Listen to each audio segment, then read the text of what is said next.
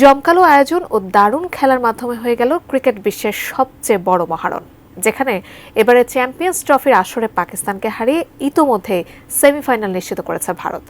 নিজের দেশে আংশিক আয়োজনে এই আসরে অনেক স্বপ্ন ছিল পাকিস্তান ক্রিকেট দলের। ভারতের কাছে পরাজয়ের পরেও সেই আশাকে উজ্জীবিত রাখতেই পাকিস্তান এবার তাকিয়ে আছে বাংলাদেশের দিকে।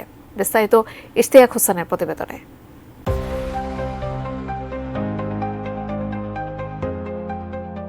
চ্যাম্পিয়ন্স ট্রফির এবারের আয়োজনটা একটু ভিন্ন, কেননা আসরটির মূল আয়োজক পাকিস্তান হলেও সব খেলা আয়োজিত হচ্ছে না দেশটিতে। ভিন্নতা রয়েছে ভারতের খেলায়। পাকিস্তান ভারতের সম্পর্ক যে কতটা শীতল তা পুরো বিশ্বই জানে, যার জন্যই ভারত পাকিস্তানের মাঠে খেলবে না বলেই শুরু থেকে আঁটি বাঁধে। এমনকি পাকিস্তানে খেলতে হলে ভারত এবারের আয়োজনে অংশগ্রহণই করবে না বলে জানিয়েছিল।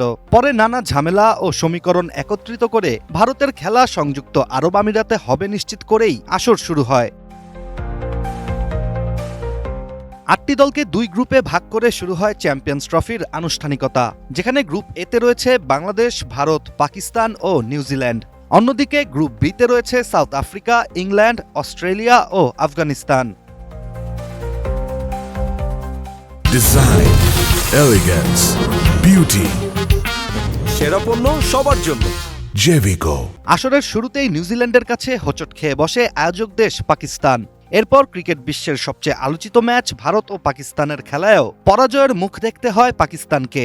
বাংলাদেশ ও পাকিস্তানকে পরপর হারিয়ে ভারতের সেমিফাইনাল এখন নিশ্চিত। আর গ্রুপ এ থেকে সেমিফাইনালের জন্য আসন ফাঁকা আছে মাত্র একটি, যার জন্যই এবার বাংলাদেশের ওপর পাকিস্তানের সেমিফাইনাল নির্ভর করছে অনেকটা।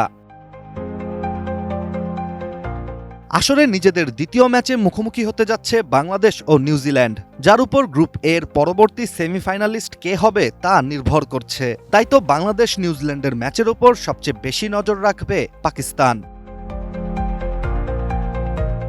বাংলাদেশ নিউজিল্যান্ডের ম্যাচে যদি নিউজিল্যান্ড জয়লাভ করে, তাহলে গ্রুপ এ থেকে ভারত ও নিউজিল্যান্ডই সেমিফাইনালে উঠবে। কিন্তু যদি এই ম্যাচে নিউজিল্যান্ডকে হারিয়ে এবারের আসরে নিজেদের প্রথম জয় বাংলাদেশ নিশ্চিত করে, তাহলে গ্রুপ এ থেকে দ্বিতীয় সেমিফাইনালিস্ট নিয়ে শুরু হবে নতুন করে উত্তেজনা, যেখানে বাংলাদেশ ও পাকিস্তান দুই দেশের কাছেই সুযোগ থাকবে সেমিফাইনালে ওঠার। এখন অপেক্ষা বাংলাদেশ নিউজিল্যান্ড ম্যাচে কে জয়লাভ করে তা দেখার।